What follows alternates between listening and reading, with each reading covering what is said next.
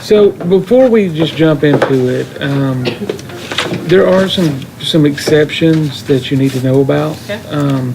Like the Nikon D750, the low pass filter, because that's actually what you're cleaning is the low pass filter. The low pass filter on the 750 is extremely fragile. You want to make sure, I don't know what sensor loop you guys use at this location. This is the same one that you guys had. So you do want to make sure you inspect the sensor, make sure you're not rubbing any kind of debris around on the sensor. The 750, you only want to use the swabs and the Eclipse. You don't want to use any other method on the D750. I would imagine that you guys probably get in some of the original 5Ds. The original 5D you want to be very careful with. On the 5D, Canon put the low pass filter on upside down, so the coated side is facing out. So when you clean a 5D, if you don't have to wet clean a 5D, if you can just blow it off, and I'm talking about the original 5D. If you can just blow that sensor off, that's better than having to wet clean that sensor. There will be times that you have to. Just make sure that there's no debris on it, and also do that with a swab on the original 5D. The Sony is the most difficult camera to clean because if you don't do it properly, it will streak and smear. They put a coating on the sensor that's supposed to keep it cleaner, but I don't know that it does that great of a job. What it does, though, is it makes the sensor very difficult to clean. If you get one, and this one I can already see that somebody has tried to clean it. If you get one, this one has some smears on it if you want to look at it. And on the mirrorless, oh wow, like for DSLRs, that magnifier is actually made so you can set it right on top of the camera, but the distance isn't correct for mirrorless cameras, so you do kind of have to hold that up off of the lens mount for a mirrorless camera. Okay, so what we're going to do with this one, since it's already got smears on it, is I'm going to show you the way that I would go about cleaning this. So instead of starting out with a sensor swab, I'm going to start out with one of these swabs.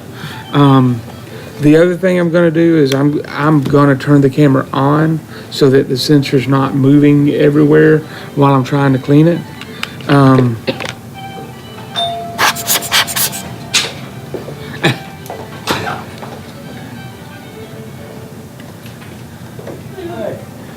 And what I'm going to do is where that smear is, I'm just going to work in small circles, and I'm using the Eclipse.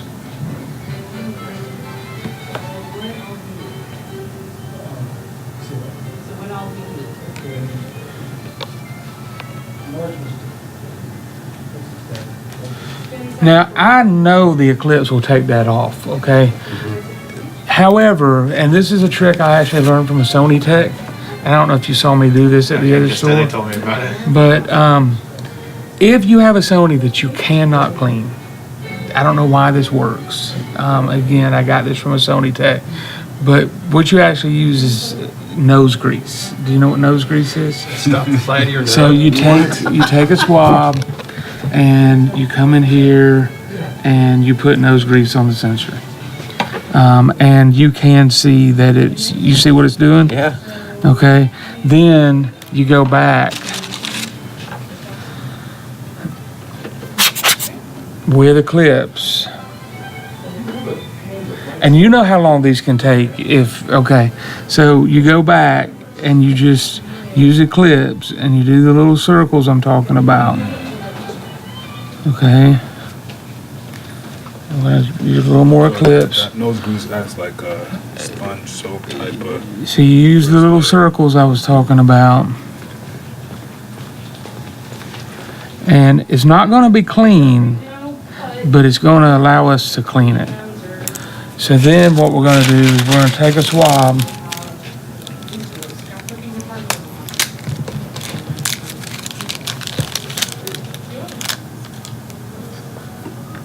And we're gonna put about 3 or 4 drops on our swab. And you just wanna use even pressure. And you're gonna go across and back.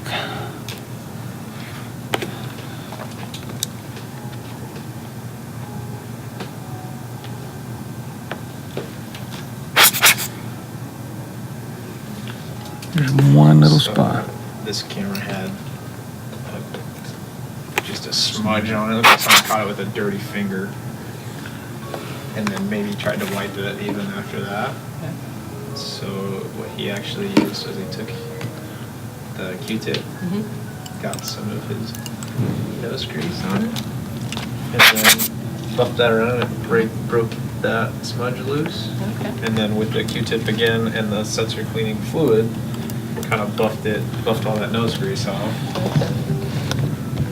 And it's gone. And then it was still kind of streaky because it was with the Q-tip all over the sensor, but then a swab across the whole thing.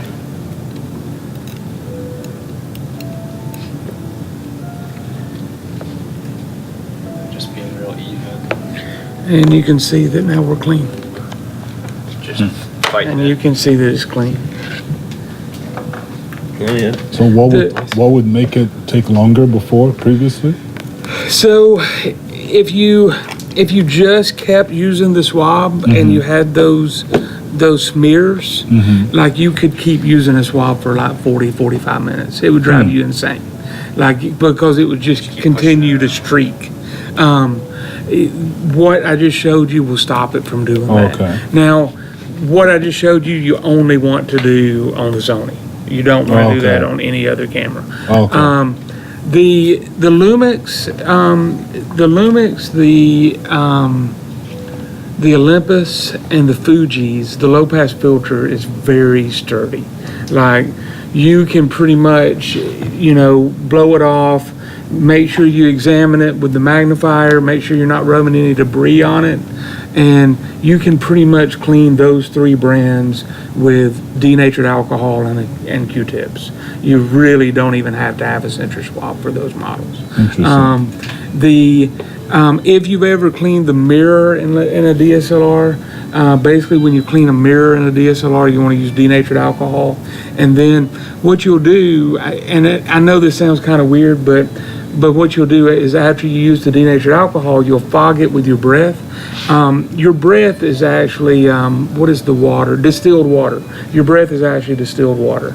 So basically what you do is you'll clean it with denatured alcohol, you'll get all the grease and whatever off of it. And then the reason you fog it with your breath and go back over it is just to remove any streaks from the mirror. With the Panasonics, the Olympus, and the Fuji, you can pretty much use that process for their image sensor, because their image sensor, I mean, I have never even seen anybody scratch one. They just have a very sturdy. They don't require cleaning a lot either. They don't. As far as dust and particles. So Yeah. what about the option in camera that says, Okay, so that works well, and it works well for the customer, especially the customer that doesn't buy one of these, Okay. to examine the sensor before they touch it. But all that does is it vibrates the sensor, and any dust that's on the sensor gets vibrated out to the edges. Well, in most of these cameras, the mirror box will be lined with felt. okay, I don't remember if the Panasonic is or not. It is not. Will you hand me a DSLR? Okay. So this one, if you look in here, it's got that self-cleaning option, and if you notice around the mirror, it's lined with felt. Yeah, I've seen that in others, yeah. Okay, so when you're cleaning one of these, another thing that you want to do is you want to go to your cleaning option, your mirror lock it up, and then actually just take some Scotch tape and go in and you're going to use the Scotch tape to clean the felt. The felt really acts as a dust trap, so you'll actually take the tape and go in and just work that around the felt that lines the mirror box and just clean the debris out of there. You want to make sure that when you're doing essential cleaning, the autofocus sensor is actually down in this hole in the bottom of the mirror box. So it is good to have sensor causing problems with their autofocus. I'm gonna check this sensor real quick. And this sensor is a good one to look at under magnification because it is really dirty. Oh, yeah.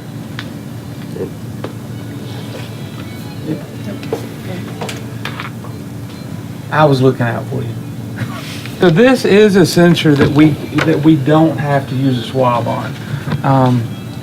So I am going to use the Eclipse. Normally with a D200, I would just use denatured alcohol. Again, like the Nikon D750, I don't use alcohol, use the Eclipse and use the swab. But on this sensor, I can just go in here.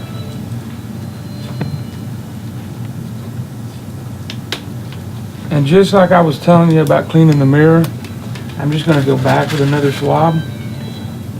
I'm going to fog it.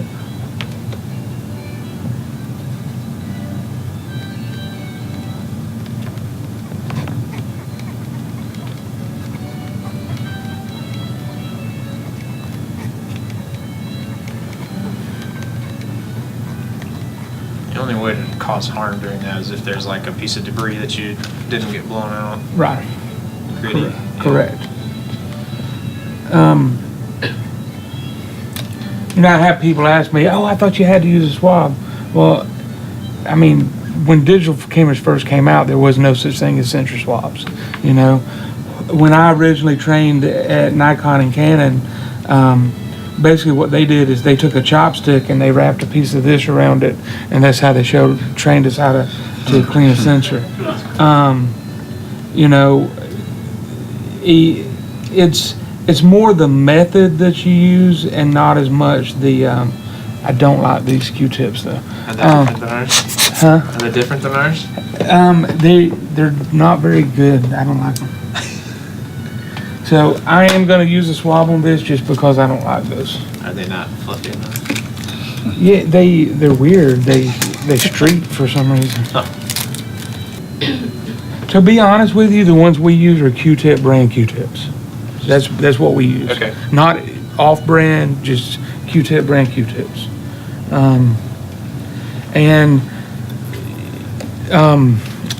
You do, if you're not using them, you do want to keep them sealed up in something just so no contamination can get on them. You know, really that's what you're looking at, is making sure that you're not spreading contamination and debris around on whatever you're using. If you're using a regular Q-tip, are you then flipping it and using the other I side, am. or is your hand? As long as I don't touch the other side, yes. And that's one thing I like about those, is because you can do that as long as you're. The other thing is when I do use alcohol to work with a sensor, instead of using the actual swab to like press this down, I actually get the liquid up with my hand. Yep. And that way I can just kind of dap it in there without touching the bottle. So, you know, you do want to be very careful about contaminants and debris. And then do you usually, I think Joe asked this question, but are you usually just using the small swabs? I guess that's an APS-C sensor. This is an APS-C sensor. No, if it's a camera that I need to use a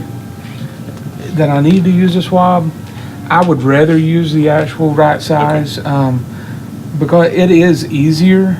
You can just use the small ones, but it is easier to use the correct size.